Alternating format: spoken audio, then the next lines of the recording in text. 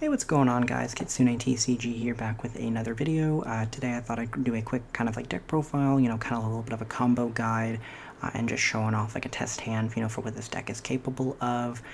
It's ABC Adventure Therion. I took it to a regional this past weekend. I was really excited. I had never taken this deck anywhere, I started playing it on Dueling Book for some testing, and managed to finish 5-1-1, got 7th place. 3-0 against Kashtira, I beat my only Nat Runick matchup, and then beat Traptrix. Sole loss was against Labrynth. Unfortunately, it just kind of happened. They won the die roll, so, it's pretty much an auto win game one. I didn't really have anything to out for back row. Game two, perfect setup. They scoop, and then just game three didn't draw any back row removal, which just unfortunately does happen. And then draw, I could have definitely played quite a little bit different against that one, against Spright, but unfortunately just kind of time really ran down there, so that was an unfortunate draw. But overall, really happy with how the deck played. So just thought I'd kind of quickly do shuffle up, show off the deck. Alright, so not a bad hand overall. We do have access to two of our main engines pretty much right away. So we've got Disc Coliseum and Vladimir Messier. We do obviously hinge on finding a Union Hanger, but we are playing 5 copies of it essentially in the deck, with set rotation and terraforming. So we should honestly see it. We're going to thin the deck a little bit more just to make sure we do, so we'll go ahead and start with Vladimir Messier, which will give us a token and allow us to set the Fateful. Oh, almost would have found it right then and there, but that's totally fine. And then we can go ahead and activate the Disc Coliseum, and this is going to net us the Regulus. I do prefer to end with the Disc Coliseum on board, and that is just solely its additional ability to either protect your monster from being destroyed by battle, use that a few times with Appaloosa, but also the recursion to grab back a Regulus just really kind of gives you some additional follow-up. So I really kind of enjoyed having that. So just gonna give a quick shuffle up. So we already have access to the one negate, so we can actually just go ahead and summon that Griffin Rider. We'll trigger the Fateful here just to get one more additional card out of the deck.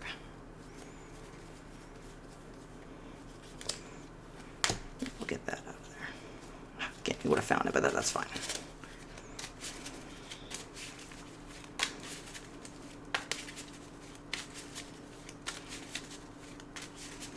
I mean, realistically, we could grab the Water Enchantress right now, but we'll just go ahead and go Prosperity. We'll do the cost of 6. Can really just kind of be a few things. I think typically I was, using one of the Dragon Busters. If I was going first, Dugares, maybe Baguska was going. I tried to keep the Zeus and at least the Chakanine, so I had access to Zeus. So really just kind of depends on, the matchup, what game you're in as far as like what your 6 are, but definitely want to go kind of 6 deep there. So there's the Union Hanger right there. Perfect, so we'll just go ahead and grab that.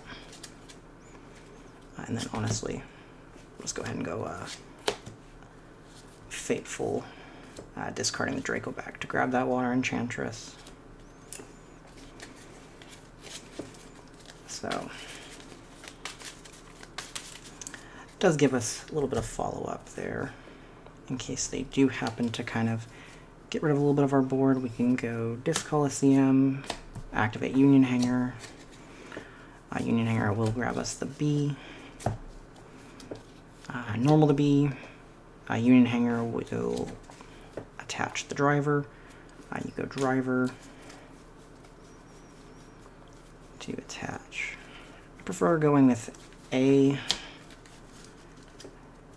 just because there's some times where, you know, faithfully you can kind of just repitch whatever you're grabbing back.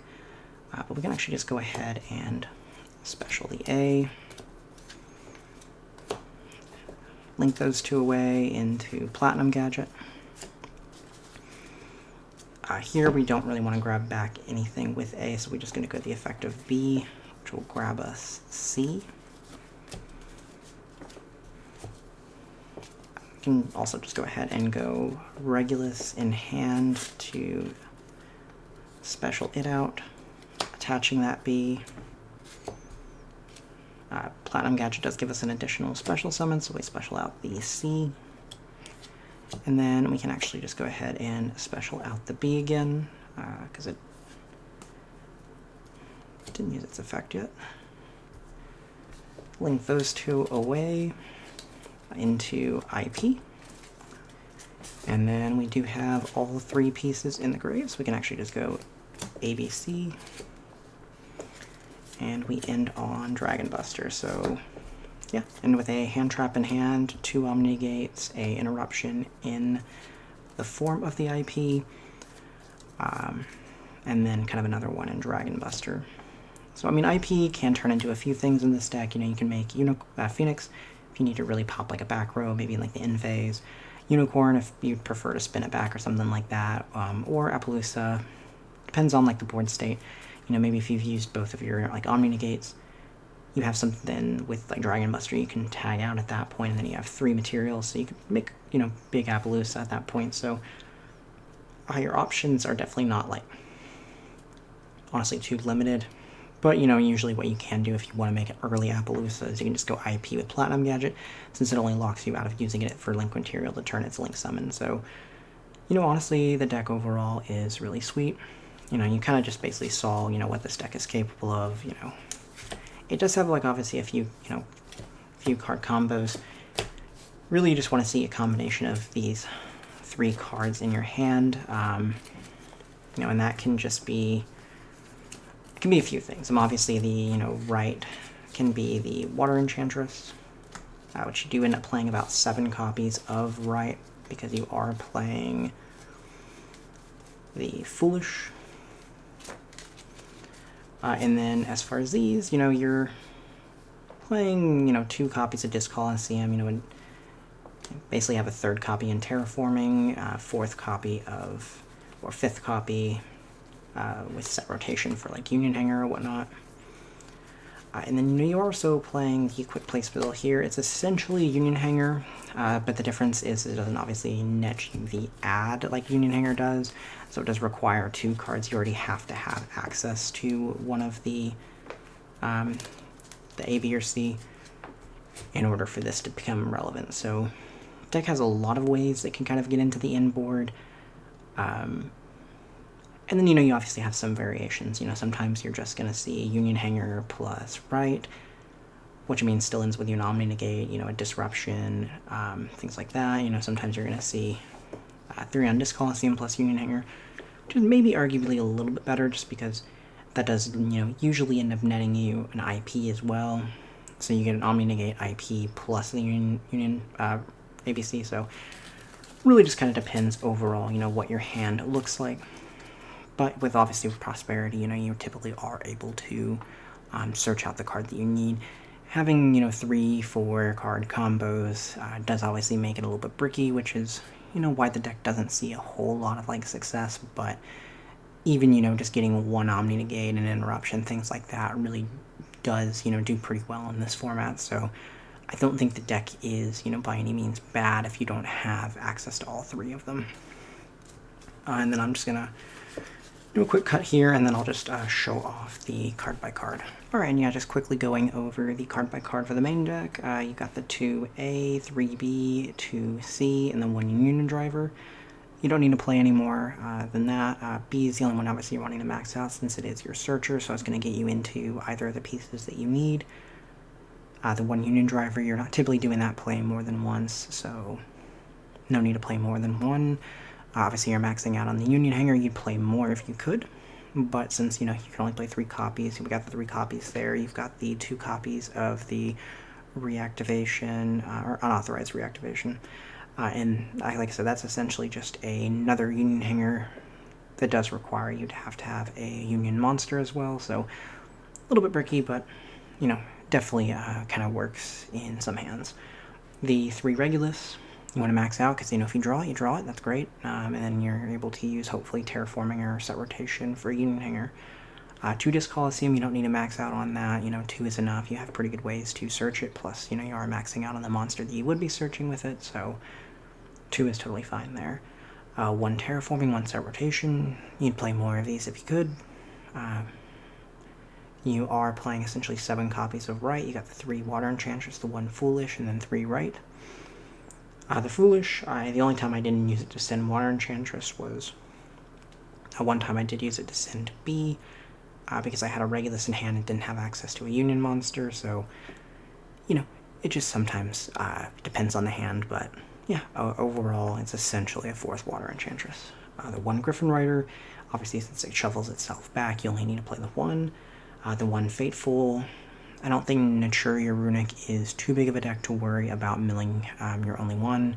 If Kashtira, you know, banishes it, fine, you know, you have a lot of other plays. The 1 Dracoback, 3 Prosperity, and then just kind of rounding it out, 3 Ash. Thought I'd play more Branded, so that's why I wanted to max out on this one as my preferred hand trap. It still obviously wins you a lot of games against a lot of decks, so I don't think that was the wrong choice, and I'm happy with it. Nibiru never came up. It was, you know, oftentimes a discard for Fateful or something else. You know, I'd maybe switch it out for another hand trap. I'd have to think about what I'd want, but I wasn't upset playing it, but it just never came up. And then finally the 2 Imperm. And then I'll just quickly go over the extra deck and side cards. Alright, yeah, and just quickly going over the card by card for the extra deck and side deck. You are maxing out on the 3 Dragon Buster. You know, typically one of them ends up being a Prosperity target, but, you know, better to play this than I think anything else I found is like a 15th card, so if the 3rd were to come up, I'd rather have it, but it never did, but there was never another card I was wanting to summon from the extra deck. The Dugaras could be another thing to cut. I only used it once, and it was just for its draw effect. So overall, you know, it wasn't really important. When it came to going for game, you know, I had plenty of, you know, other cards that, you know, helped me get there, and usually a lot of time, you know, people just kind of saw the writing on the wall and would scoop anyway. Baguska, this is definitely a necessity in this deck.